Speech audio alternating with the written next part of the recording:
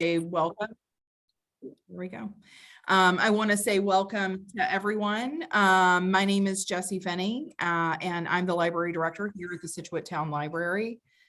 We're delighted to have you join us this evening for Lessons from the Garden Using Native Plants Successfully with Claudia Thompson. I'll give a little bit of background about Claudia in just a minute, but I wanted to make sure to thank the Institute of Museum and Library Services and the Massachusetts Board of Library Commissioners for funding this program through a Library Service and Technology Act. If you'd like to learn more about the programs that we're hosting for this series for adults, kids, and teens, please visit our website for details. We have 2 great speakers coming up next month, as well as a whole host of speakers coming up after that. But next month joining us will be Blake Denius, Plymouth County entomologist educator, who will teach us about all of the wonderful pollinators that native plants will bring to your yard, as well as Samantha Woods of the North and South Rivers Watershed Association, who will actually be leading a hands-on workshop for anyone who's interested in developing a rain garden in their own garden. She'll give you the tools to do that, and you can even bring in your own plans, and she'll help with those to get you started. We will be sending, like I said, a link to everyone tomorrow, as well as a brief survey. We would really appreciate it if you filled that out. It's always really helpful for us. And I did want to talk a little bit about the format of tonight. I'm asking everyone to put your questions in the chat, and I will ask your questions of Claudia at the end. If there's time after that, we might be able to take some raised hands, but for now, as your questions come up during the presentation, please just type them right into the chat, and I'll sort of put those together in a format for Claudia afterwards. Without further ado, I want to introduce Ms. Claudia Thompson. She is a landscape ecologist and a founder of Grow Native Massachusetts. Her work leading the growth of this nonprofit through its first decade has led her to being a nationally recognized leader in the native plant movement. We're delighted to have Claudia back this second time as part of our Dig In series, and we're just so delighted to have her telling us more about native plants this evening. Claudia, I will turn it over to you.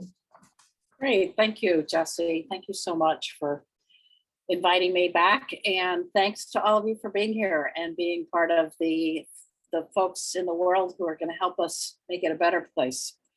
I'm going to share my screen, and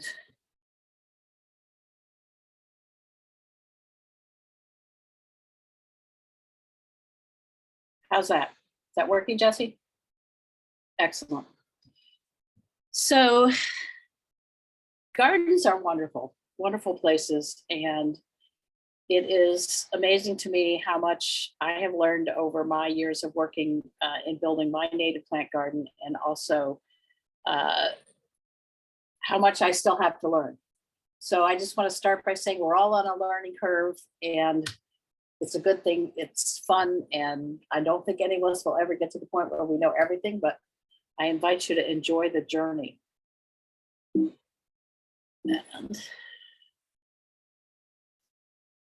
so the first thing I would highly suggest we do in working in our gardens, and particularly in working with native plants, is to really get to know our site well. And that just means knowing the rocks, knowing the climate, knowing how the water travels through the soil, and also a little bit about the history of the site that you're working on. All these things are going to influence what works well in the planting choices that you make. Now, in the old days, we all pretty much just choose plants by hardiness zones. And that's what I did when I started gardening 30 some years ago. It's like I'd go to the nursery, I'd see what looks pretty. If it fit my hardiness zone and I liked what it looked like, great, choose it, buy it. And there's really so much more that we can do. And particularly, I think with native plants, I'll talk a little bit about how some of them are more generalists and how some of them are specialists. But if we really understand a little bit about our soil and our geology, particularly the pH, how, again, the water and the climate, we're going to do a much better job of creating a garden that can somewhat sustain itself, in addition to being a constant source of work. So start by thinking about ecoregions. The EPA in the United States maps ecoregions down to what they call level 4. This is a level 3 map, so very broad. scale, but we kind of recognize some of the characteristics of the US. And if we look at the three dominant ecoregions in New England, makes sense that we've got in Western Mass, we're part of the Northern Highlands that extends up into Vermont and New Hampshire and Maine. If you get down to the Cape, the Atlantic coastal pine barrens, on the other hand, are really the glacial outwash of sand and sediments that were deposited by the glaciers 10, 12,000 years ago. And in between, we have this northeastern coastal zone. And in Massachusetts, number of years ago, the Division of Fisheries and Wildlife combined the EPA data on ecoregions with regions designated by the US Forest Service, and they came up with these 9 principal management zones within the state, all of which are somewhat different in characteristics. Again, each site is different, but you'll see that you guys over here, and if those of you who are in Situate anyway, are sitting right on the edge of what is designated as the Boston Basin region that has some definitive characteristics, and on the edge of this region right here to the south, which is a little bit different. And so you can go on to the Grow Native Massachusetts website and their descriptions of these regions, but there are other ways to think about them and explore them. Here, the Southeast Coastal Plain, which is this region here, has characteristics of some sedimentary rock and rolling, somewhat hills.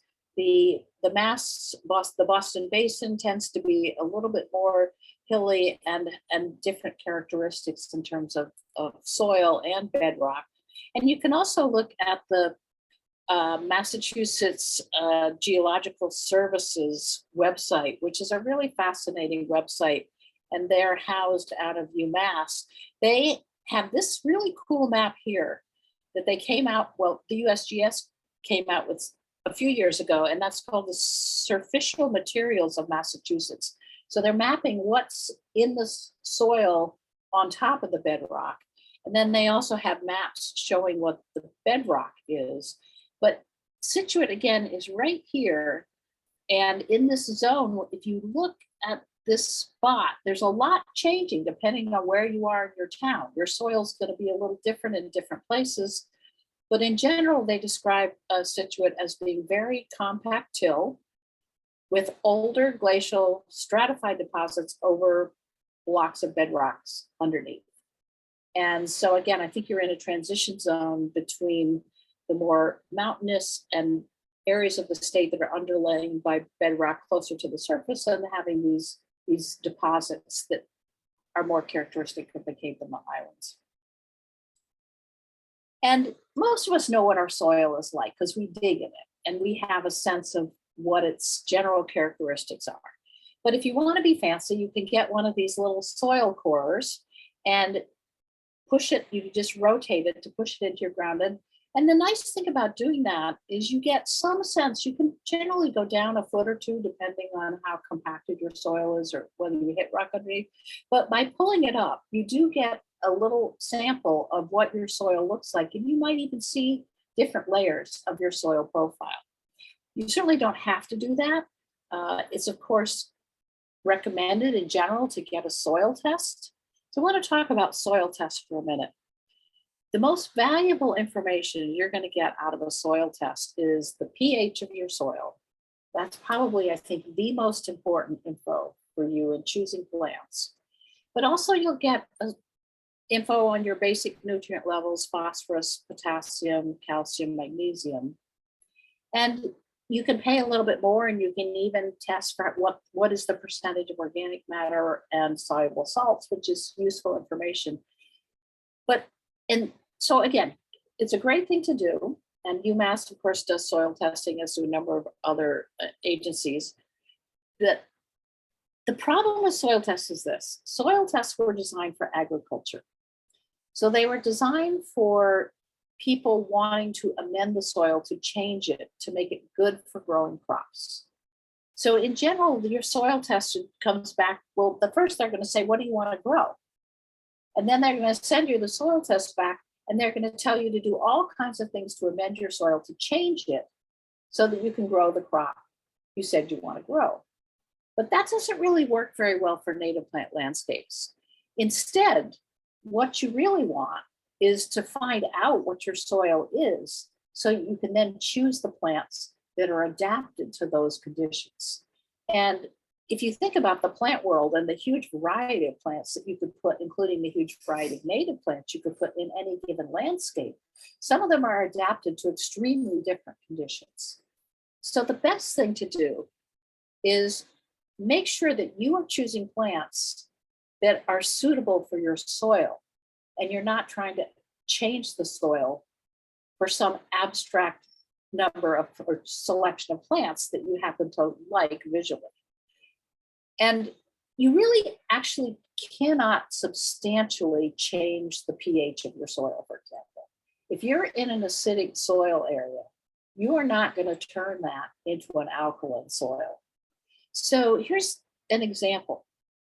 Blueberries, which I adore and have tried to establish in my garden in Cambridge, Massachusetts, and are totally inappropriate for my garden. I should have never spent as much money as I did on Lober's blueberry and worked so hard to get it established, because blueberries like acidic soil.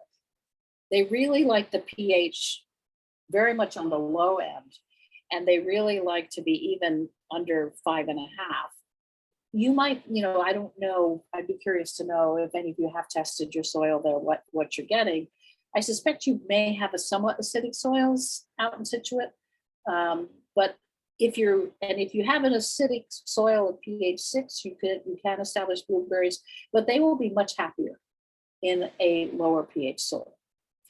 Now, gray dogwood, on the other hand, which is this beautiful shrub that spreads and stoloniferously is great bird habitat, that's actually its ideal soil, if it really has one, you might call a circumneutral soil, sort of neutral between alkaline and acidic. 7 would be considered, pH 7 would be considered neutral in an abstract pH sense. And circumneutral soils are generally pH 6.8 to 7.2. The interesting thing, though, about gray dogwood, which actually makes it a great plant, is it is one of these amazing generalist plants that can grow in quite acidic soil or quite alkaline soil. So it's not nearly as choosy as something like blueberries.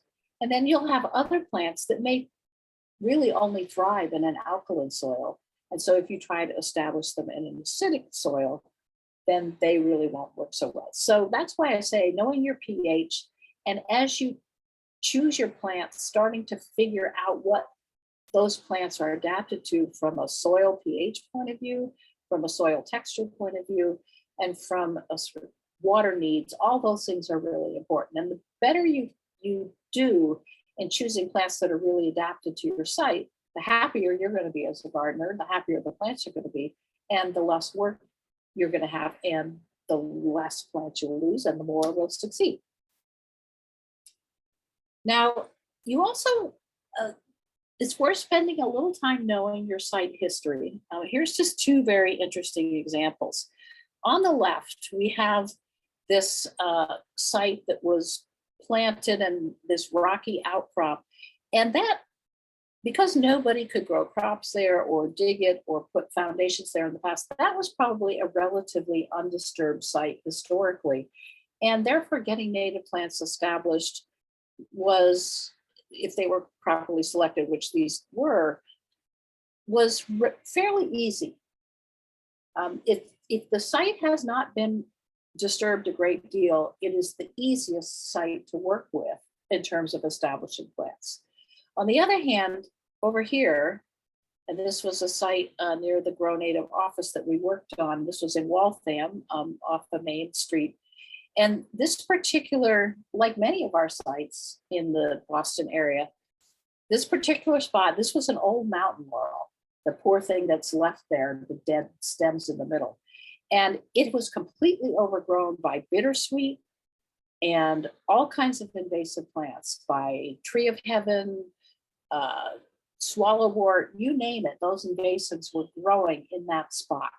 So we cleared out the invasives, we treated with cut stem applications them so they wouldn't come back.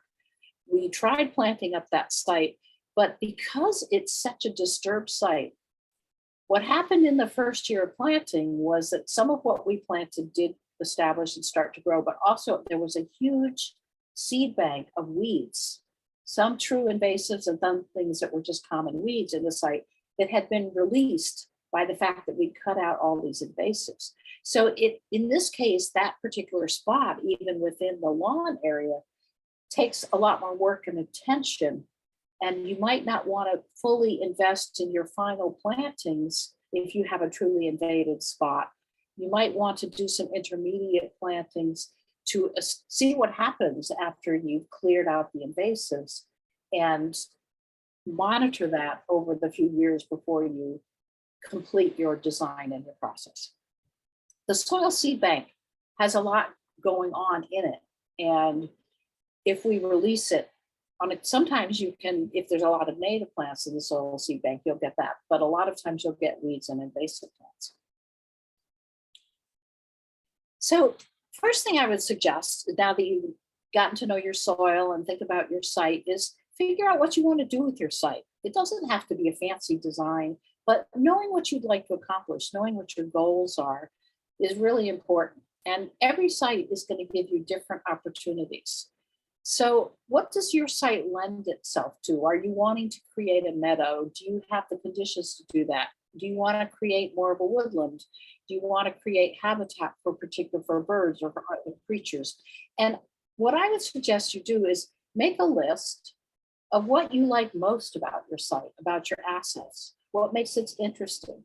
What do you want to build on that your site already has that can give you clues about how it could lend itself to a great design? And this is where, going back to my own story and my own experience, I live in this part of Cambridge. I mentioned we have a lot of clay.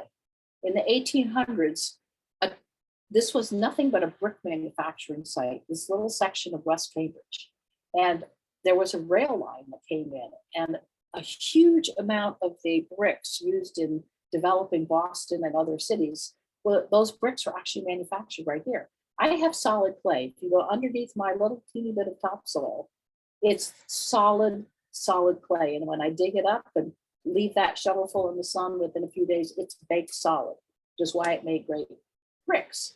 If I had embraced that 30 some years ago, when I started gardening, and said, okay, my soil doesn't drain well, it's clay. What kinds of conditions lend itself? What kind of plants like those conditions? And if I really focused on that from the beginning, it would have given me a whole lot of clues that instead took me more, maybe a decade or more to figure out, because of what I would try and say, oh, the river birches work really well. River birches are really well adapted to those conditions, but other things not so much. So every site has lots of assets, and you want to figure out what those are. And if you are into creating habitat, and particularly I'm into bird habitat, I think bird habitat is tremendously important, then you want to create, these are the things you can do to make a rich habitat for bird life and to some extent for other wildlife. You want canopy layers, shrubby thickets, etc. We'll talk about all of these one by one in just a minute. So canopy layers, it's every plant, every animal occupies a slightly different niche.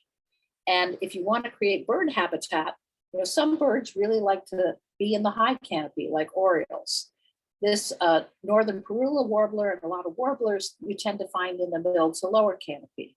And the goldfinch is going to be the goldfinches fly all over the place, but they will be often in the lower canopy layers. They love meadow plants. They are primarily seed eaters. So the more canopy layers you can create in the landscape, and all that just means it's tall trees, medium-sized trees, some shrub layers or perennials that are more of a kind of knee height, and the ground plane. The more you're creating different niches, the more birds and other wildlife you will get. And shrubby thickets, a lot of times in our gardens, we plant a shrub here and a shrub there. But if we want to create habitat for birds, one of the most missing elements in our landscapes today compared to historically is the loss of shrubby thickets. And any of you who are bird lovers will know that they love to hide out in shrubby thickets. They like to nest in shrubby thickets. And so the more you could actually create a rich set of layers rather than individual shrubs here and there, again, the more useful habitat you're creating for birds and other wildlife. And then down at the ground plane, what I am a great advocate for is everything that's happening at the ground plane, and here I call them ground covers, from ferns to this case bloodroot. Actually, there is a tiny bit of blueberry surviving in my garden there, to all of which you can grow at that level. The more filled in that landscape is, the more you have weed suppression, habitat, and you don't need mulch. In my own garden, my leaf litter is my fertilizer every year. It's also my mulch. And then the ground covers and all the lower plants, lower elevation plants, grow up and fill in. And I don't have to do much weeding at all, which is wonderful. So that's working with the system. And then I would also suggest, if you're thinking about, if you're designing a new space or a new concept, either an entire garden or part of a garden, in terms of ecological impact, focus on your trees and your shrubs first. Of course, they're the most expensive. And as my husband will attest, they are absolutely the hardest to move. I think I, maybe 2 or 3 times in my landscape in Cambridge, decided I planted a tree in the wrong place and needed to move it. And after the second or third time, my husband said, that was the last one. I should get it right the first time. But also, if you really focus on your trees and your shrubs, that's going to do the most to support the caterpillars and the insects and the life that's then going to support the birds. And that's going to provide a lot of the leaf litter and the soil enriching processes that you want to have going on.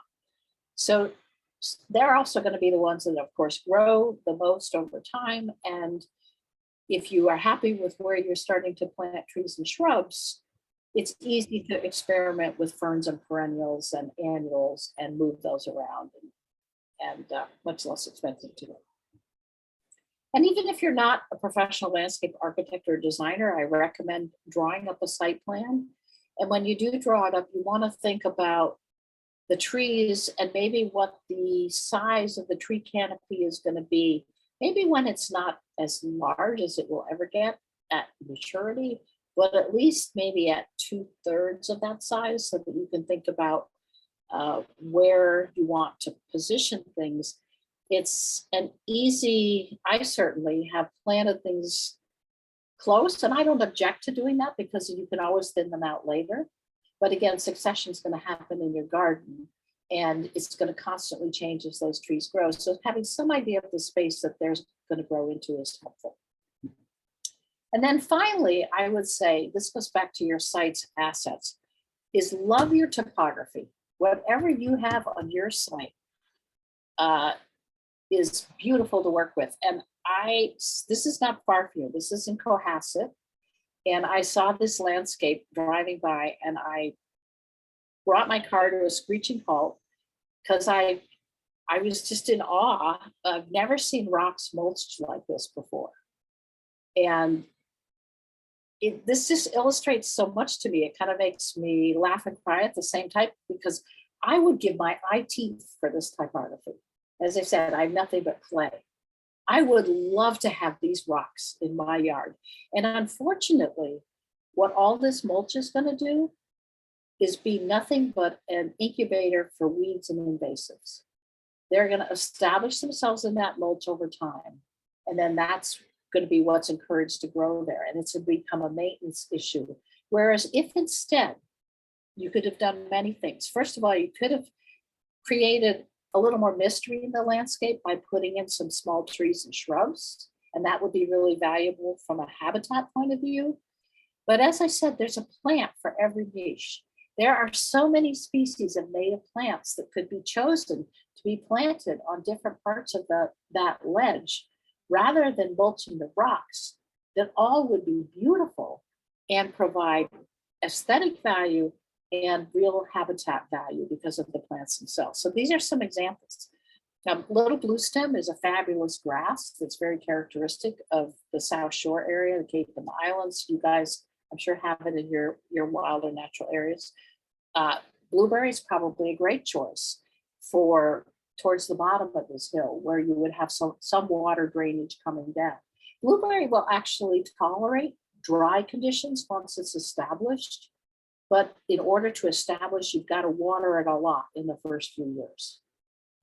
Also, there's a wonderful plant, Antonaria neglecta up here, and that is a commonly called pussy toes.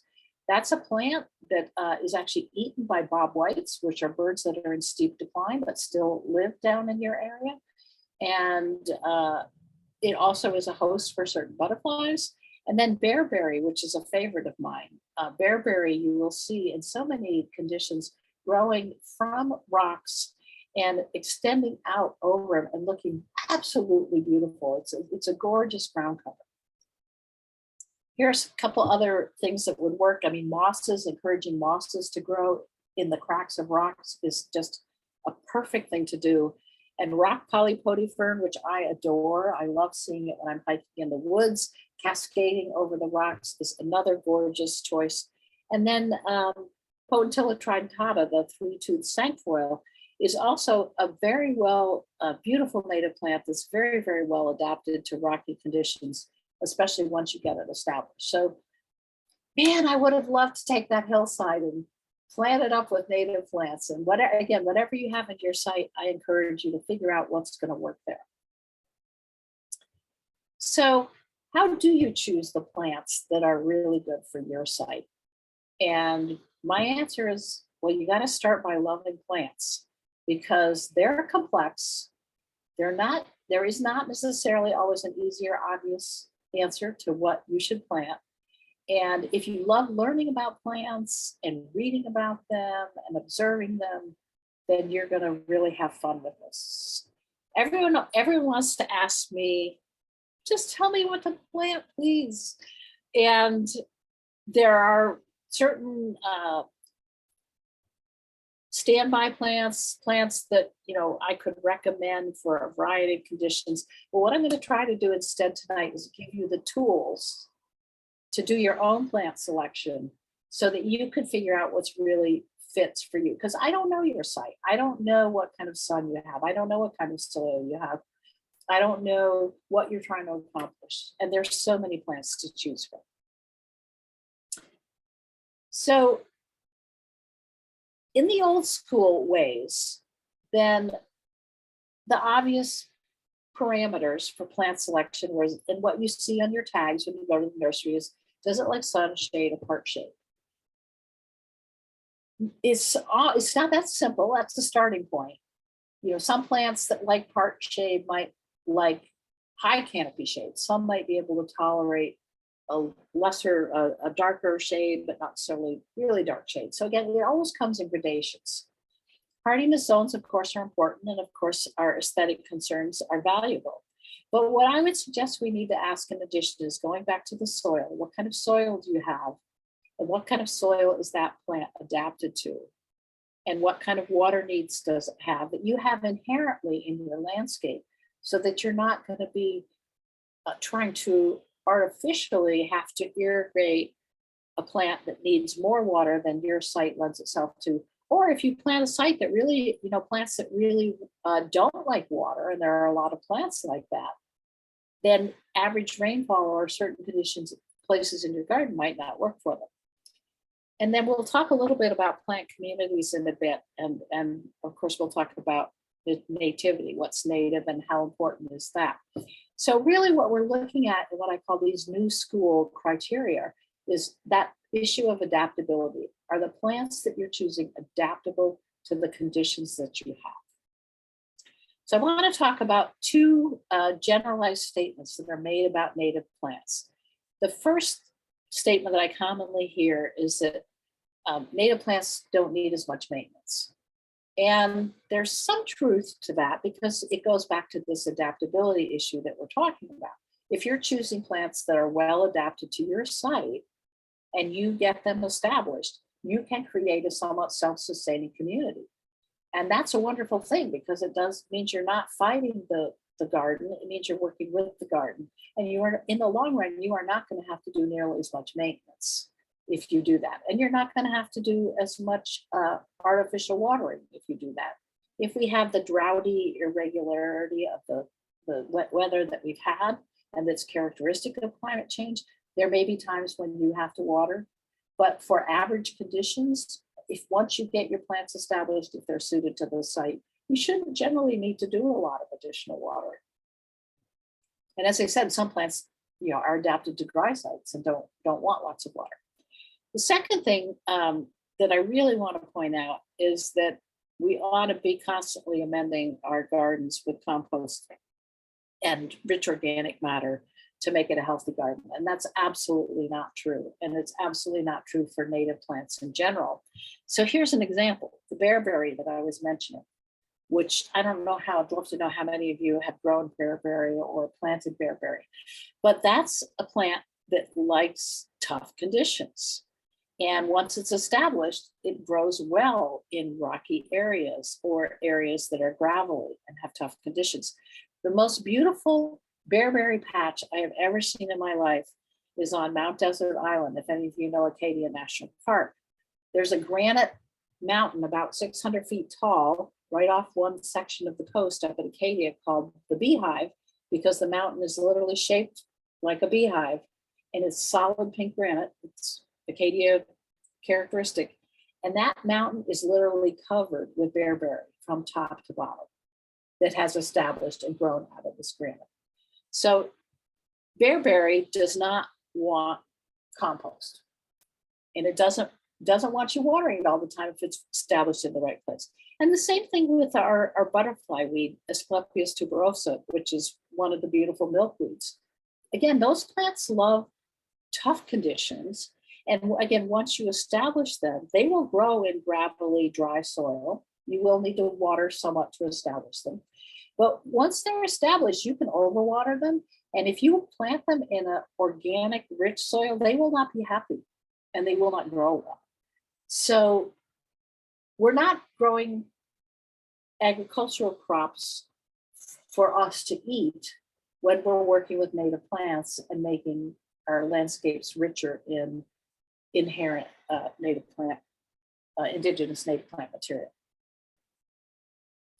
The other thing to think about, again, is the soil conditions. We talked about pH. How permeable is the soil? Does it hold water? Is it well drained? Sweet fern, which is a fabulous woody plant, it's actually not a true fern, has a wonderful smell when you rub the leaves. That likes very dry, sandy, acidic soils with a pH less than 6 and well drained. It actually can grow in wet conditions if the soil is well drained. I've seen it growing at the edge of gravelly drainage ditches. But again, it doesn't like at all a compost-rich, organic-rich soil. Swamp azalea, on the other hand, with my clay soil that doesn't drain well, swamp azalea is a great choice because swamp azalea likes having its feet wet. It definitely likes having more humus, more organic matter, and it can tolerate a little bit of periodic flooding, which I get in my backyard. So swamp azalea is a great choice for my site. So again, knowing your plants, different choices, different niches. And then there are very much specialist plants and generalist plants. Summer sweet, Clethra alnifolia, is a beautiful native plant. Bees love it, great for pollinators in general. Summer sweet has wonderful smell, why it's called summer sweet. And in the wild, summer sweet likes to grow in wet areas, not a total swamp, but it'll grow at the edges of wetlands and it'll grow at the edges of ponds. And it also likes it slightly acidic, but it also has proven to be a very adaptable plant that adapts pretty well to urban conditions. And again, once it's established, it'll tolerate a quote unquote average garden soil. I have a neighbor across the street from me who uses it as a hedge. So instead of having like a privet hedge or a boxwood hedge, they have a summer sweet hedge, and it's wonderful.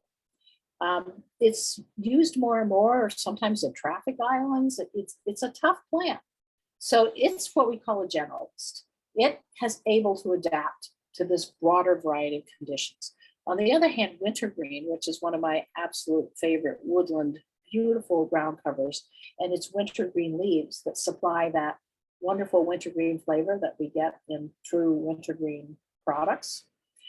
Wintergreen is a very specific plant, and if it does not have the right conditions, it is a specialist, and if it doesn't have conditions that it needs, it will not survive.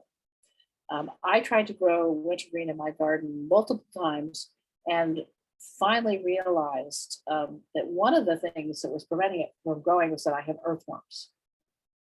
A lot of native plants are vulnerable. A lot of the native wildflowers, especially the woodland ones, are vulnerable to earthworms. Earthworms are not native. They came from Europe, and they till the soil because they burrowed more deeply than any of the smaller worms that would have been native to North America. And our soils have a combination of fungi and bacteria. And a lot of our native plants, particularly wildflowers, tend to be adapted to more of a fungally dominated soil. And when earthworms plow through that soil, they're destroying the fungi and the fungal root relationships that those plants depend on. So if you have earthworms, you're not going to be able to grow wintergreen. Unfortunately, a lot of places do. The other thing to think about when you're choosing plants is the aggressiveness of the species that you're choosing. If you use an aggressive species like this Canada anemone, which it depends a little on the conditions how aggressive it can get, but it can get very aggressive. And if you match it with an equally aggressive species like hay-scented fern, then they'll kind of balance each other a little bit. But if you take something like Canada anemone, which is very aggressive, and match it with more delicate plants, it will overrun it completely. The funny thing, funny, not so funny, what the experience that I had in my front garden was that I had an old privet hedge, which I eventually got rid of. There was a decaying Norway street tree on the street. So there was this kind of shade in the front with a lot of Norway maple roots competing and the privet. And I had planted some Canada anemone there, and it lived there for several years and it was there, it was pretty, the flowers were pretty, didn't do too much. One year, the Norway had fully went kaput and the street tree came down, and I took out the privet hedge. And all of a sudden I had a front with these bright sunny conditions and no more competition. And that picture of the Canada anemone was taken within 2 months. That Canada anemone had spread through 1/4 of my front garden. So that is a very dramatic example of both an aggressive plant, and then once it was given its ideal conditions, it went wild. Columbine, on the other hand, which is a really favorite delicate spring plant, the columbine is germinating now. It's coming up from its successant state, and that's a very short-lived plant in your garden because it cannot stand competition. And if you have a nice understory of plants growing, it's going to easily get crowded out and competed out by other plants, even pretty delicate, non-aggressive plants. But it will seed itself prolifically. And if you've got it in your garden in a place where it will seed itself, and the seeds are not getting too much competition from things growing above them, those seeds will germinate. And so you will find that one of the places the seeds will germinate most are in the cracks of stone walls, the cracks of pavement. Why? Because there's nothing growing above it. And so this beautiful plant pops out in places that you don't expect. So again, just 2 examples, but understanding how plants grow and what their needs are is also part of the equation. And then how native do you want to be? So I'm personally an advocate of, in my garden, using plants that are native to the northeastern United States, a general native to, I focus on plants that are native to the mid-Atlantic states and New England. Again, swamp azalea, beautiful plant. Swamp azalea is, I believe, native and found in every county of Massachusetts, except the very western part of the state.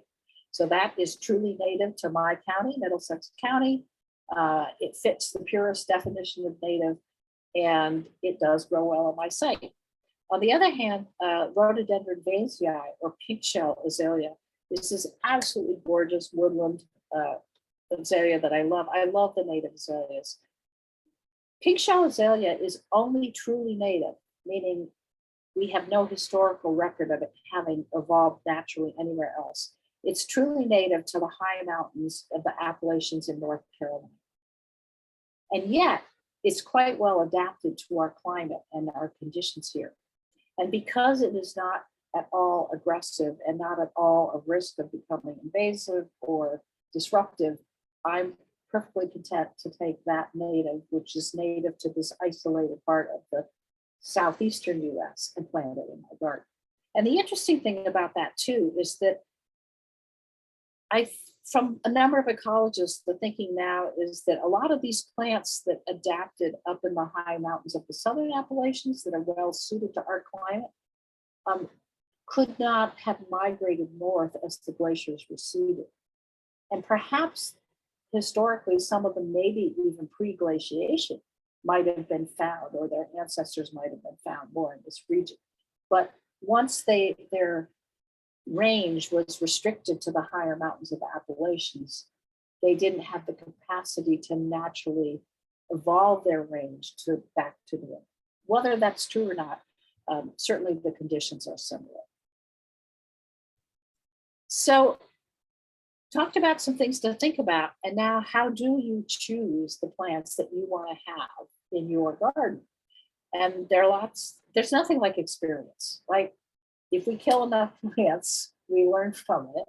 And sometimes we have instant success right away, and that's a useful teaching tool too. So experience is a great teacher. I don't think you can replace it. And by observing plants and working with them, you do start to know what conditions they like. But there are lots of other ways too. I mean, certainly there are great books, there are great lists, there are databases you can use, and observing plants growing in the wild is really important as well. So I would recommend you engaging in all of these methods of learning as part of your plant selection. So let's talk about some of the best books that are out there. I really am a great believer in books for starting to think about native plant selection in your own landscape and garden. And the reason being that I think books are far easier to peruse than websites if you're just in a scrolling mode where you want to see the plants, read a quick description, and think about what might be suited to your site and your conditions. These books are the classics written by Bill Kalina. He wrote them, I know he wrote the first two, I believe all of them when he was the lead propagator at Garden in the Woods Native Plant Trust. And they're some of the most fabulous books about native plants, because this is a guy who observed plants, knows plants. He's an incredible writer, so it's delightful to read his descriptions. And Jesse, I don't know if you know whether you have these in your library, but if you can get a hold of these books, I think Jesse said that the library has at least 2 of the 3.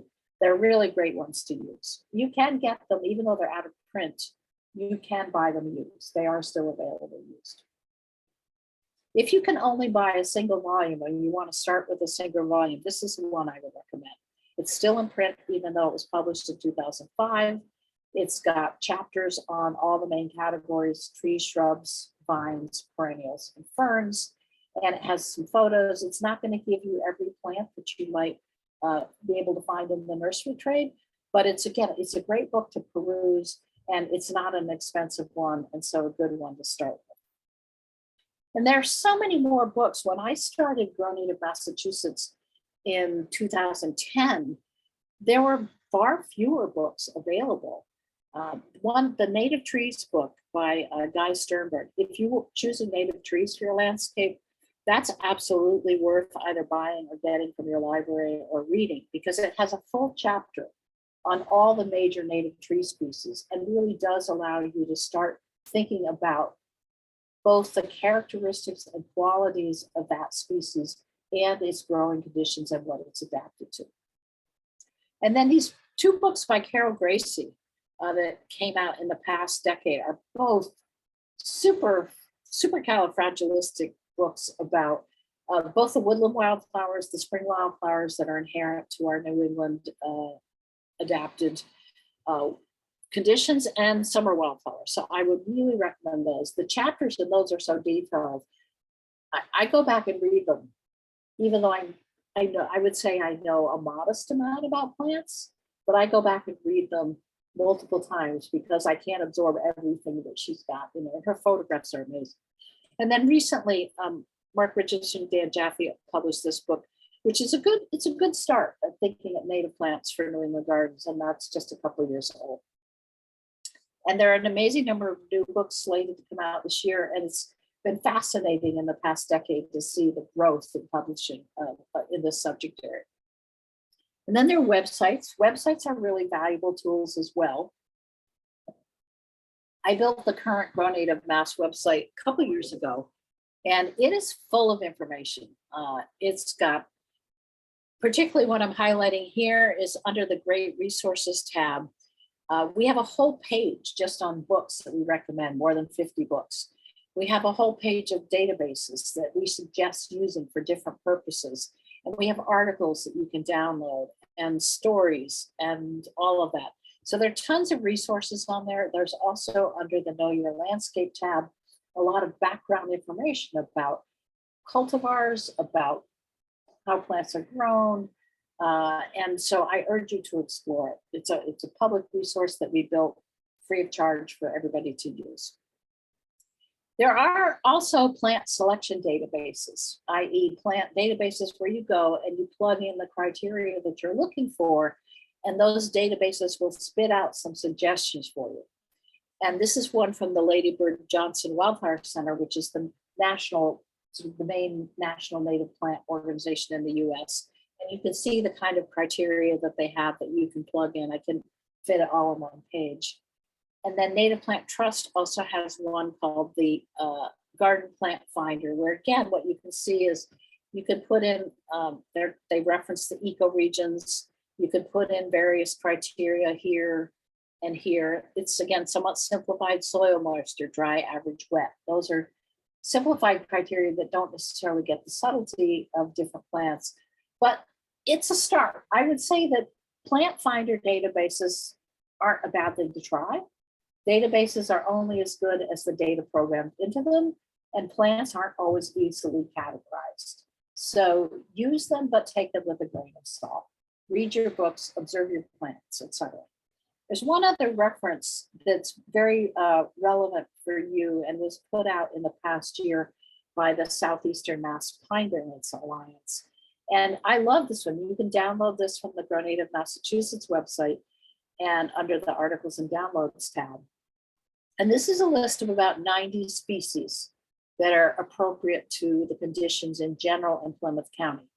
I will say that, and really nice photos and really nice descriptions too. So that is really worth perusing. If there's a document for you to take and say, let me get to know these species, that's a great place to start. They also do reference nurseries where they think you can find those species. That information will not easily be kept current, as we know, and nursery availability is constantly changing, not just from year to year, but also from week to week and month to month. But I commend them for trying to do that, because if a lot of nurseries that are trying to stock certain species will be listed there, and so you have a place to start. And one more reference that I just want to point out, if you don't know it, it's commonly called the Yellow Book for obvious reasons, because the title's rather long. The Vascular Plants of Massachusetts, a County Checklist. But what this is truly a county checklist. It is a listing of all the plants that are known to grow in Massachusetts and that replicate themselves without human assistance. So it doesn't mean that these are all native plants, but they're naturalized plants. Any plant that can grow and reproduce by itself, so not necessarily your parsley or some of your agricultural crops, but the plants that can grow in conditions without being planted every year all the time are what are listed in this book. And they list the counties that they're native to. So if you're a purist and you're saying, I'm working on a site in my case, Middlesex County, and I only want to use plants that were native historically to Middlesex County, this would be my reference. And what I'm pointing out here is Uvularia grandiflora, which is a beautiful wildflower, which happens to be native to every county in Massachusetts. And it's a plant that you can see growing here at Stony Brook Reservation in Boston. It loves the moist conditions, growing in with a whole lot of mosses, a little depth of sunlight, but it also makes a great ground cover. And there it is growing in my garden in Cambridge, Massachusetts. And so you can see that the kind of similar look and feel that it has growing in the wild versus growing in the garden. And so if you want to be a purist, you can use the yellow book. So in sum, I'm really suggesting that you take walks outdoors and really observe native plants in conditions where they're happy and growing. This is actually a photo from the New York Botanical Garden. They have a wonderful multi-acre native plant garden down there. It's very nicely planted and maintained. But there are places you can go to, Garden in the Woods. You can go to any remnant ecosystems or wilder areas in your community and watch what grows there, study what grows there, and use that as cues for what might work well in your garden. So finally, let's just talk a tiny bit about plant communities. When you're planting your garden, you are in fact creating a community of plants and soil and fauna, all of which are going to interact with one another. And what we know by observing plant communities in the wild is that certain plants are adapted well to growing together. And so we call those plant communities. And that's where, if you're walking in the woods and observing, you're going to start to notice that certain plants typically grow together in common conditions. And you could say, well, they all like those conditions, and so that's why they're growing there.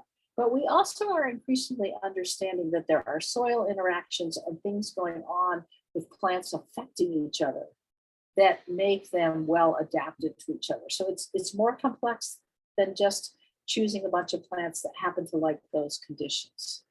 And it's very interesting to me that 100 years ago, this book was a result of work that was done by two women professors at Vassar College. And Edith Roberts was a botanist, and Elsa Raymond was a landscape architect. And they wrote the chapters in this book, which you can see like the oak woods or the juniper hillside or the seaside. They wrote the chapters one at a time. And believe it or not, those chapters were published in House Beautiful magazine between June 1927 and May 1928. And that's what Americans read 100 years ago. And botanizing was actually a very popular activity 100 years ago. So I think we need to bring it back. Maybe get rid of a few of the smartphones and again, keep walking in the woods and learning about plants. But this is another book I love. A lot of the scientific names, the nomenclature has changed, but they've given the common names and the scientific names of the day. And the book that was reprinted in 1996, and that also helps translate. As we know, botanists are constantly changing the Latin names of plants or deciding the evolutionary tree of plants is different. But you will be able to read the book and know which plants are being referred to as they are labeled today. And it's a great way to start thinking about, okay, this is the kind of habitat I have, but these are types of conditions I have. What did they write about that grew together in plant communities in those conditions? And the introduction to this book alone by Darrell Morrison, who's an incredible landscape architect, well known for his work with native plants, is very worth reading. It's just a great understanding of how we've looked at native plants in horticulture over the last 100 years. There's one more resource, if I haven't exhausted you, that I'm going to point out that's available, was created by the Massachusetts Natural Heritage and Endangered Species Program in the past several decades. And this is available on mass.gov. And it is a series of natural community fact sheets about 106 different natural communities that are found across the state. So I picked out 3 here that are kind of appropriate to Scituate. And again, you'll notice that you guys are again right here. So we have the coastal forests and woodland, or the maritime shrubland, or the maritime forest. And if you read about these communities and know the plants that you see growing in your area, you're going to start to recognize it. So it's just another thing to help you think, okay, what would grow here and match the conditions that I have? And can I see it growing and learning about it? Now, if you keep observing, these are photos from the Middlesex Fells, which again, conditions probably not entirely unlike what you have. And what you notice here are oaks and pines growing together in the woodland with this beautiful understory of Myanthum canadense, which is Canada Mayflower. Canada Mayflower is that delicate, small leafed wildflower that comes up, in this case, through the oak leaves and the pine needles every spring, and just makes this gorgeous carpet on the forest floor. And what do we see when we walk around those woods growing in that same area? We see mountain laurel and lowbush blueberry. There's a lot of clues here. These are somewhat acidic soil conditions, and there are beneficial associations likely happening in the soil with some of these species. And we see wild geranium and Christmas fern. So again, these are clues that when we take the walks, we see, oh, here's a plant community that's working well and growing together. Now, sourcing native plants. So you've been studying your garden and getting to know your site and learning more about the plants and making the lists of what you want, and then you got to go find them. And I will just say this, it's no accident that from the time I launched the very first Grow Native website, the earlier website in 2010, the single most used page of our website in all the times that we've been an organization has been the nursery page. And then, of course, after the homepage. Certainly, there have been great improvements in the last 10, 12 years in the number of nurseries growing plants and in native plant availability. But I would start by going to a resource such as this. I would start by getting to know your local nurseries, and you will need to find the species that you want. You will need to do some work, and you will need to both get to know the general availability that every nursery has, and you will want to check with them specifically about the availability of the species that you're trying to select. And the only other thing I'll just say about that is if you're a retail customer, don't try to buy from a wholesale nursery. They're not equipped to answer the detailed kind of questions that retail customers tend to have. And so again, we segregate the nurseries on there. We try to be clear what's wholesale, what's retail. And you also, Jesse, I'm blanking now on the name of the nursery that you have just in your local area, and they giving a talk for you. Yeah, I just put it in the chat actually for everybody. It's Blue Stem. Yes, there's right. So get to know your local nurseries, and you will also find if you have a local retail nursery like that and you want particular plants, they may decide they want to carry it in the future, or they may have some suggestions and help you think about where you can get it. One last things to think about, the beauty of working with native plants and really starting to create a garden that is built on ecological systems and is built with the adaptability of your site in mind, is that you really can tap those natural processes and they become your gardening partner. So you are not the person who is the master god controlling the site. You become the partner with your site to create a wonderful place from a both aesthetic and an ecological point of view. And one more book case I haven't given you enough reading, the best book I know to help really think about that I absolutely love is Garden Revolution. Larry Weiner is very, very well known for his meadow work and being one of the premier meadow designers and creators in the certainly Northeast. His thinking and his way of talking about how to work with ecological systems is brilliant, and not many people do approach landscaping that way. And if you're inclined that way, if you really enjoy his book, he's one of these people who will also say, and he's been in the business for 40 years, that he's still constantly learning about plants. You know, they are just so uniquely adapted in different ways. And I talked about this a whole lot in the program last fall, so if any of you were there, you would have heard a lot of this, but leaf litter is one of the essential ingredients in our garden. It makes life possible. It's part of cycling the nutrients and the water in our gardens and building soil. Again, in my garden, this is my fertilizer. I don't use soil amendments to fertilize. I let my plants and the growth habits become the fertilizer that regulates the soil. And it's beautiful. Now, look at this Tiarella cordifolia, one of the beautiful spring ephemerals. Well, it's not ephemeral because it persists into the season.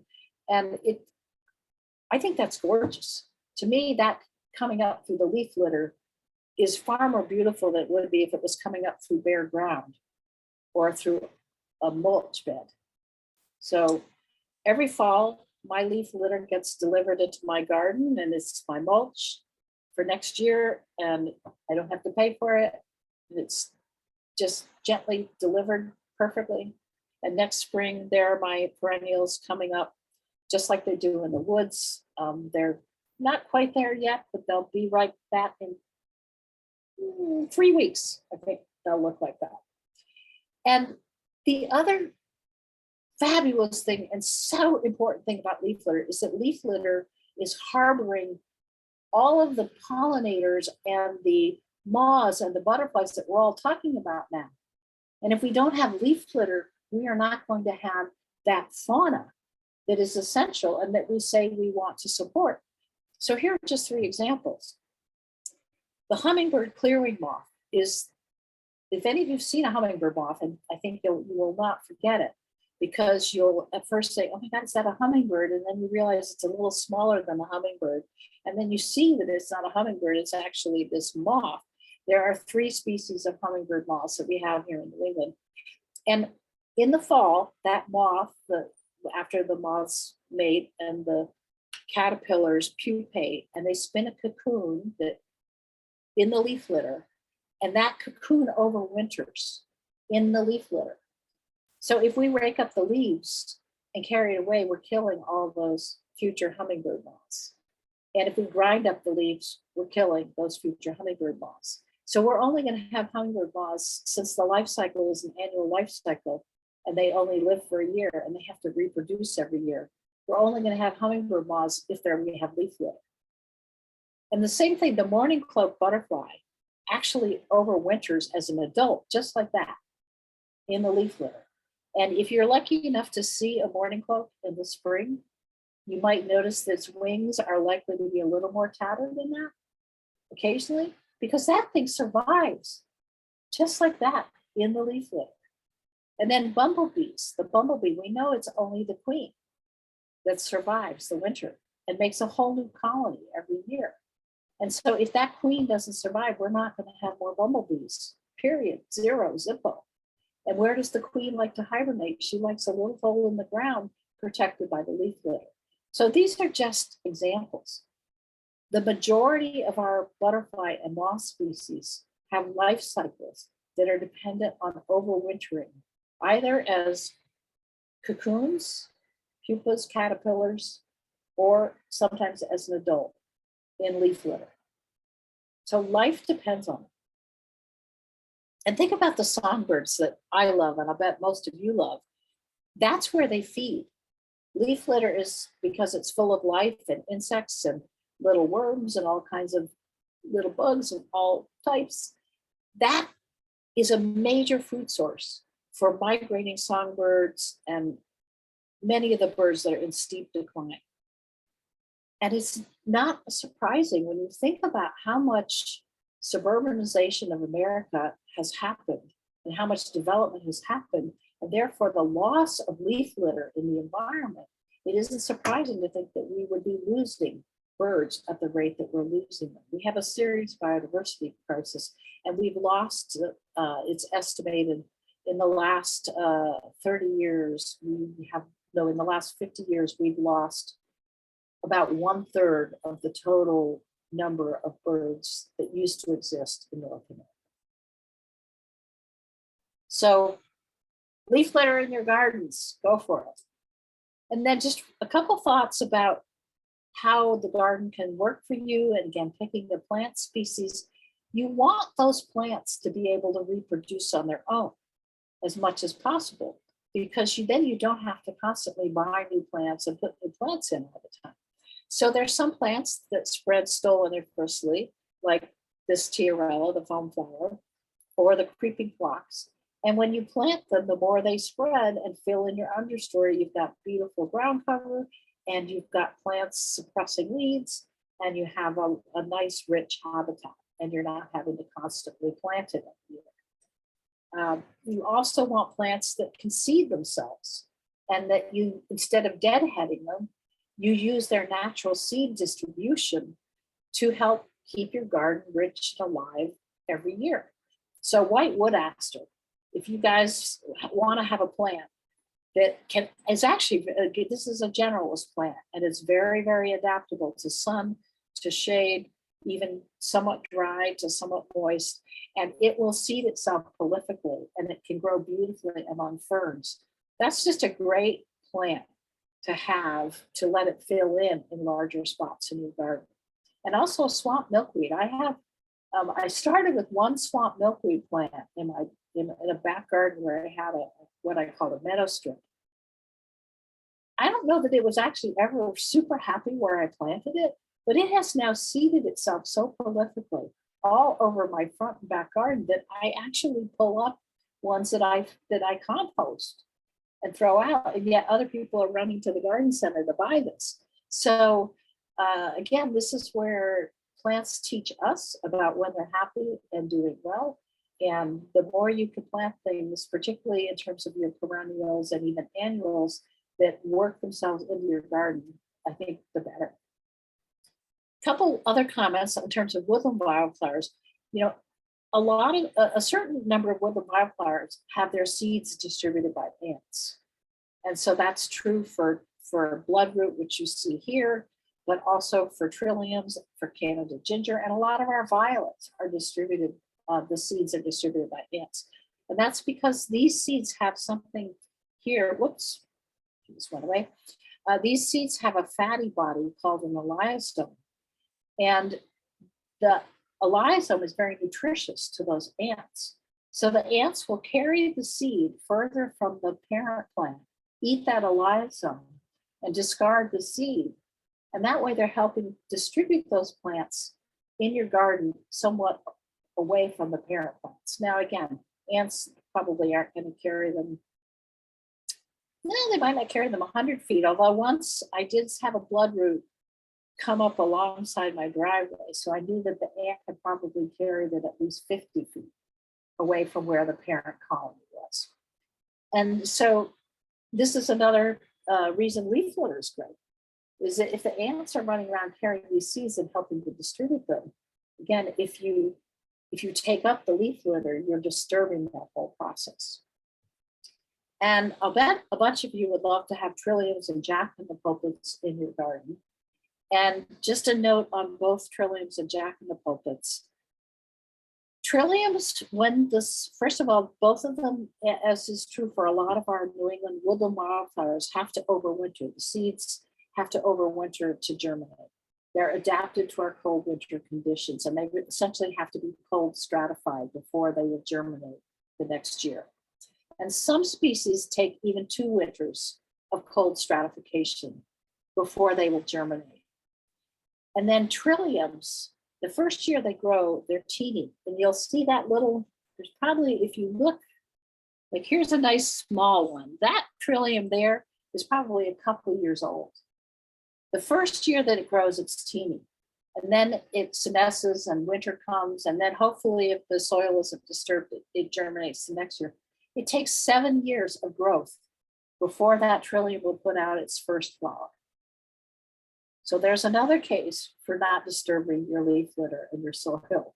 Because if you do that, you'll be ruining all those trilliums that would flower on their own. And a jack in the pulpit has to grow for 5 years before it will put out its first beautiful flower. I do have a small section in my little wooden garden, and that's my garden. And this is the little, well, actually, this is a little section where I have trilliums and jack in the pulpits, and the squirrels do dig in there, and I curse them. But enough survives that I call it my trillium and my jack in the pulpit farm, and they are able to sustain themselves. And it's just a treat to have that happen. So I just want to finish by, I realize I've run over a tiny bit. I just want to finish with some thoughts about time. Time is our fourth dimension. We need to understand that our gardens will undergo succession.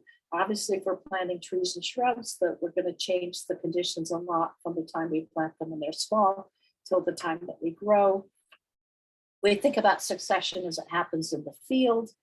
And if you have a field and you stop mowing it, ultimately you're going to get certain low-growing shrubs that come in first, and then you'll get birches and other trees that are the early succession trees, and then ultimately you'll get taller trees. But that process is happening in the garden. And so we actually want to work with it, unless we're creating a meadow or doing a traditional perennial strip where we're constantly fighting against succession all the time. So there are things you can do to work with succession, just very quickly. It's if you want to start creating a part of your garden that has more native plants, you can scalp the grass and you can plant right through the grass, and you can let your shrubs and what you plant grow up, and ultimately the grass would die out. So you can actually work with succession in a way. Or if you're preparing a new bed, you may want to start with sun-loving plants, but know that eventually, if you have shrubs or trees, those are going to get shaded out, and you're going to have to evolve more towards shade-loving plants, or do a little bit of, this is where you can do management, adjusting your species selection for those conditions. There are native annuals you can use, etc. I'm just going to zip through this. I would urge you in planting trees to start with small trees. It's generally easier to establish small trees. If you're lucky and a squirrel or even a blue jay, blue jays plant acorns, as do squirrels do. If they plant them in a place you like, then you have a volunteer tree that's gotten itself without even having to plant it yourself, all the better. If you love oaks, and oaks are wonderful trees for biodiversity, boy, do they grow well if they've been planted by the squirrels or the blue jays, or just germinated there where they fell. Also, I'm an advocate of, go ahead and plant some small trees, and don't be afraid to thin them out when they grow. You don't have to, we can manage our landscape, that's fine. I had a birch tree that I planted next to my neighbor because I wanted to screen their porch. And it did, the birches are weed trees, they're such fast growers. And it did exactly what I wanted. Within 5 years, it had done a beautiful job screening her porch. And then it got big and she didn't like that it was too close to her house. So I took it down and turned it into firewood. I've lived in my land and my particular property now more than 30 years, and it's a jungle, and I'm actually having to thin out things that I planted. So don't be afraid to do that. And then work with process and experiment, especially with your perennials and your ferns and your smaller plants. I'm a great advocate of having swaths of plants and swaths of particular species, but try a few and see if they like your conditions. And if they don't like your conditions, maybe you need to try a different species, or maybe sometimes you can move things 10 feet away and you'll actually find the niche that it likes. That's how specific and choosy certain plants can be. And very finally, some thoughts on soil. Soil has a profile. We've got our, hopefully our upper layer with some degrading compost or leaf litter or degrading grasses or whatever's on the top. That's the horizon, the O horizon. Underneath, we have a little bit of topsoil, more or less, depending on the particular site. That's the part of the soil that has the most organic matter. And under that, you have your subsoil, your B horizon. And that determines a lot about how well drained your soil is. And then, of course, bedrock is going to be down, low down or close to the surface, again, depending on your geologic conditions. In the old days, certainly both with agriculture and gardening, we used to think it was great to dig things up and mix in all kinds of soil amendments or to till it if we were planting vegetables. That's not the thinking these days. The thinking is the less soil disturbance, the better. And this is because there's a lot of soil itself has its own food web. And as I've said, there's a lot of fungal relationships, and particularly with native plants, a lot of complex fungal relationships. And the more you disturb that, then the more they have to get reestablished for your plants to do well. So don't dig giant holes. Don't dig holes deeper than you need them. And don't dig up an entire area and mix amendments in universally, because then you're disturbing that soil ecosystem. And generally, I think you'll find you have great success. One last thought, which is that if you approach your garden with this ecological approach, you may spend more time up front doing research on plants, thinking about your site, doing the planning, and getting it established. But I will promise you that once you start to get your garden more established in that way, you will spend less time on maintenance than you do in a traditional garden. And with that thought, it's really about the joy. For me, gardening is about the joy of being in a landscape that's full of not just plants, but the life that also depends on plants and is miraculous to watch.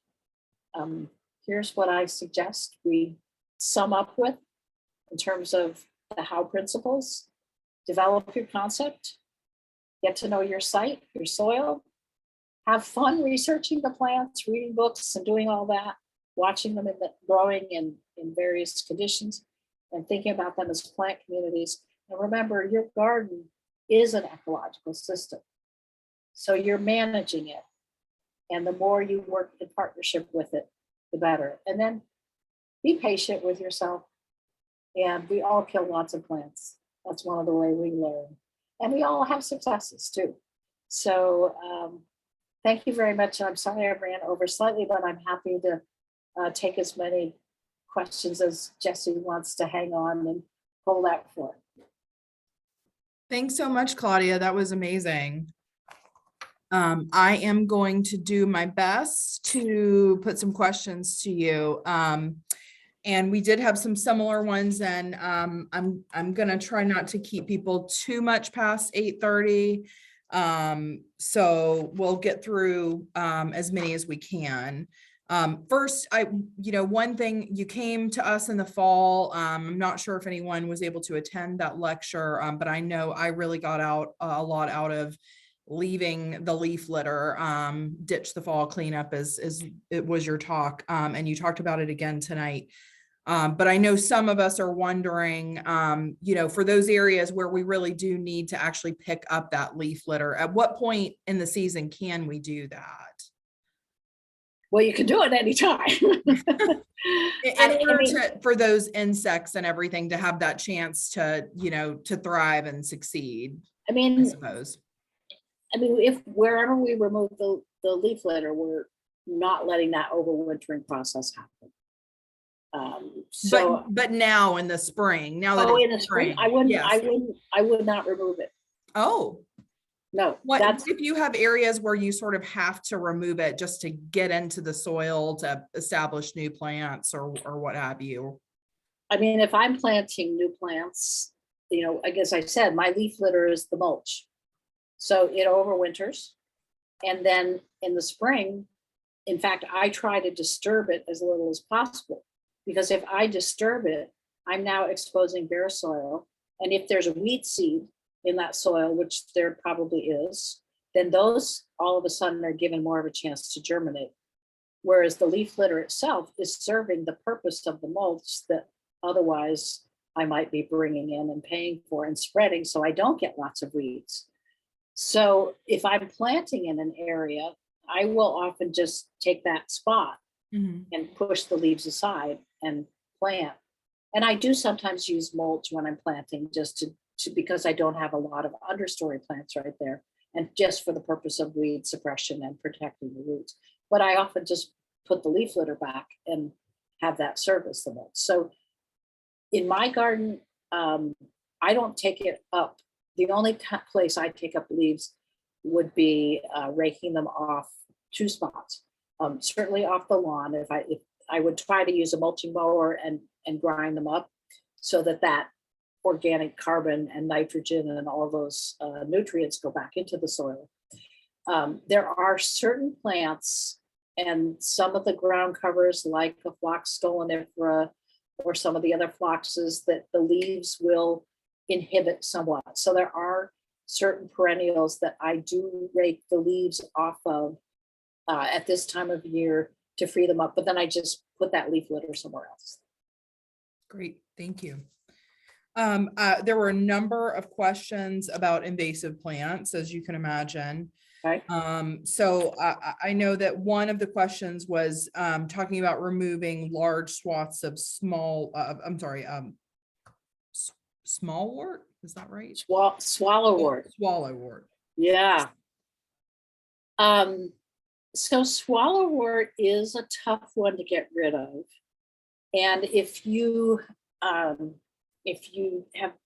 poked at it or dug it up, you'll notice that right at the root crown, right where the plant emerges from the soil, there are lots of little shoots that if you cut the swallowwort right there or mow it or pull it and just break it off, then all those little teeny buds that are right there at the root crown are just going to shoot right up as happy as can be. And as one of my friends would say, if you just yank it and you're getting rid of the vine that's already there, you just make it mad and it does better than ever. So if you want to get rid of swallowwort, you do have to dig out the roots completely. They're tuberous, they're white, and even they're so invasive that the pieces that are left will eventually grow back into new plants. Now, that said, I don't know how big your patch is, but if you are patient and persistent, it is possible to dig it and get rid of it. Both swallowwort and I had goutweed one year, which isn't quite as bad as swallowwort, but similar. Also tuberous and very prone to resprouting if you don't get all of the roots. And I had about a 5 by 5 foot patch of goutweed. And with enough patience, and I have had swallowwort as well, if you really dig it and get all the root and don't compost it, whatever you do, put it in a bag and put it in the landfill, because again, it reproduces asexually. Again, the roots, not from the stalks, but the root pieces, if you spread them, drop them somewhere else, those are going to grow into new plants. So it's stoloniferous. So if you have a really big patch, like if you had a 20 by 20 foot patch, a field size patch, I would look at some of the websites that we've referred to about various chemical control methods. And there are responsible ways to use herbicides. There are that will prevent it from spreading. So yeah. Okay. Somebody specifically mentioned, and I'm going to butcher this word as well, glyphosate. Like glyphosate. Glyphosate. Okay. Yeah, I would. Glyphosate is commonly sold as Roundup. That's the trade name. Okay. This is where every plant is different. And just as with knowing what you want to plant, it takes a little bit of study. There are very responsible ways to use herbicides. And in really, if there's a significant invasion in general, herbicides are the only things that are going to help you. There are ways with certain species like bittersweet where you can cut the vines and use cut stem applications where you just paint things on, so you're not spraying it. There are ways where with Japanese knotweed, where you may want to cut it back and make sure you just, again, dispose of all that plant material so that it cannot reproduce. And you've got to put it in the landfill. That's another plant that one little piece, that's of the stem, one little piece of that can grow a whole new colony. But so this is where every species is different. And so go to, it's called, there used to be a great site that the Park Service had, Weeds Gone Wild. And unfortunately that got taken down when Trump became president. I don't understand why having a good site on invasive plants was offensive, but the National Park Service took it down, and it was one of the best sites. You can find it through the Grow Native website under the databases page. It's called Vermont Invasives. And even though it's written for Vermont, a lot of the species are ones that we have here. And that will give you some specific options for all the plants that you might encounter, both mechanical control methods and chemical control methods. And you also can Google that. Just if you Google your species that you have, you will find some reputable websites that really give you the detailed instructions and options that you need.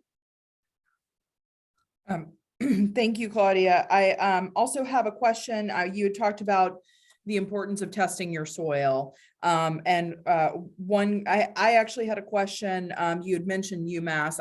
I wondered if that's a service that they provide to people. And someone had a question about if you're testing the pH levels of your soil on your property, do you actually need to go and test in different spots? Or are you just, taking one sample and that's kind of indicative of the type of soil you have? Yeah, great questions. So UMass Testing Lab is out in Amherst, and if you Google it, I'm sure you can get their instructions. And generally, if you're doing a sample, they give you instructions to take a small group of samples from a couple spots, about 6 inches down. They'll give you, and you let it dry out, and you mix it together, and you take your sample from that. So and they charge for it. They don't do it free, but it's not super expensive. And that's where, again, if you wanted them to actually, the basic test is fine. The basic test will give you the pH and the nutrients. And it'll also tell you whether you have lead levels, what your lead level is, which in the urban environment can be valuable and important information. If you want them to tell you your percent organic matter, they can. They charge a little extra for that. So the answer to, do you need to do separate ones, would be, I guess, how uniform are your conditions? If you had some really significantly different parts of your site, it might be helpful to have separate tests for those.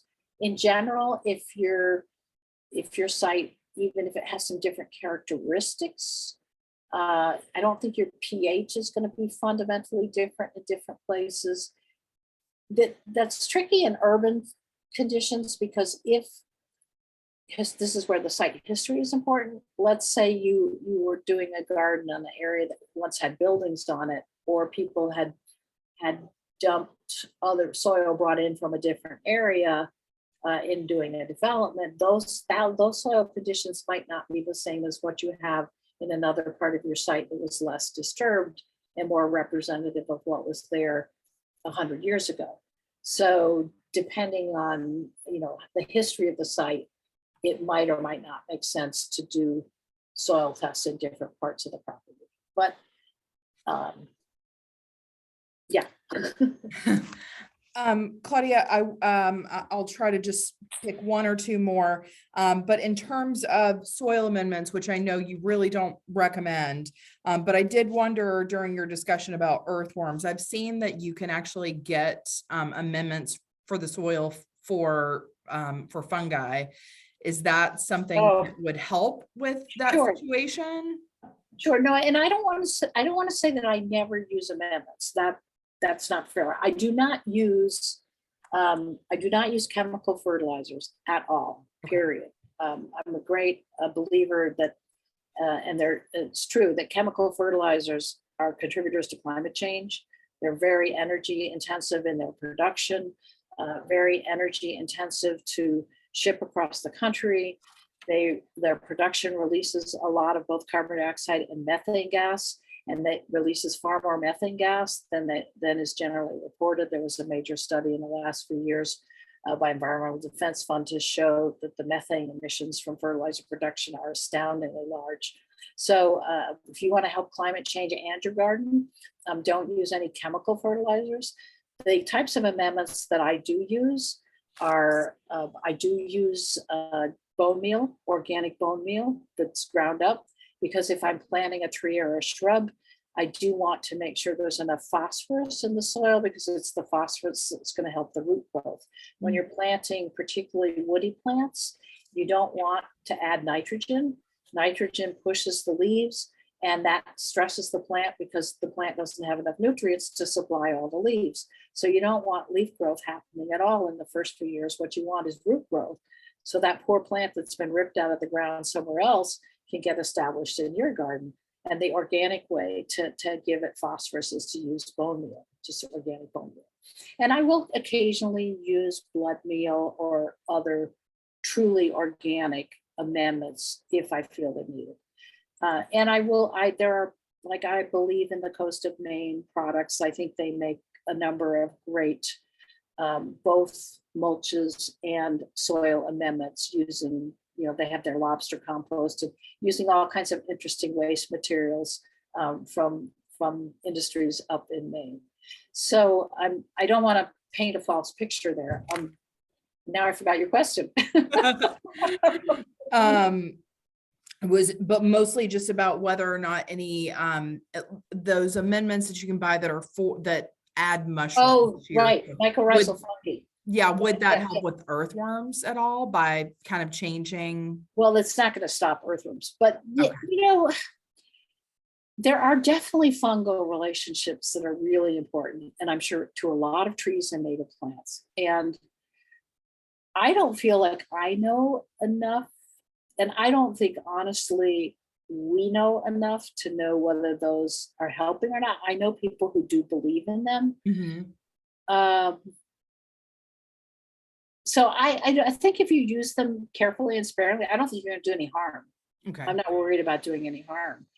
So go ahead and give it a shot. You do have to be careful to not overuse them, i.e.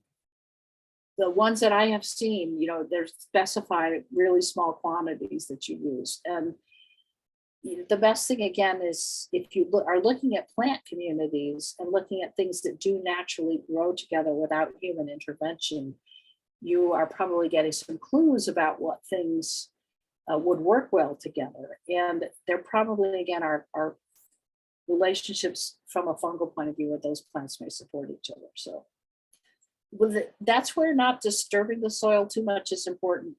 And let's say if you had a friend, I would not, I want to be cautious. I would not do this on any public land or whatever. But if you had a friend that's on a private property who had, let's say, some trees growing that had a little soil around them that were the same species that you have, one thing you could do is take a pot of soil. And if you were planting, let's say, an oak tree, mm-hmm. you could just sprinkle that pot into your backfill, and you would undoubtedly be putting in some of the soil food web creatures, fungi, bacteria, that at least are adapted. Now, I've never done that.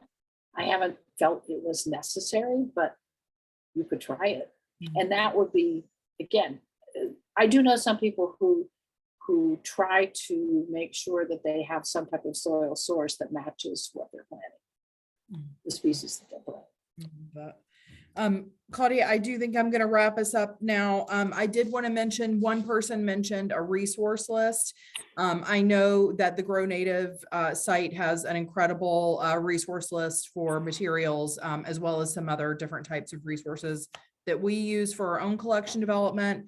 We're also going to be developing a resource list that you'll be able to find on the website with all of our other dig-in materials, if you're interested. But thank you all for joining us.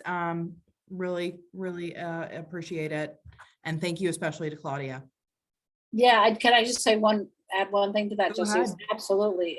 Every single resource I've mentioned is there on the Go Native website. Believe me, I spent that time building it, and it's pretty easy to navigate. So I think you can find the things pretty readily, or I hope you can.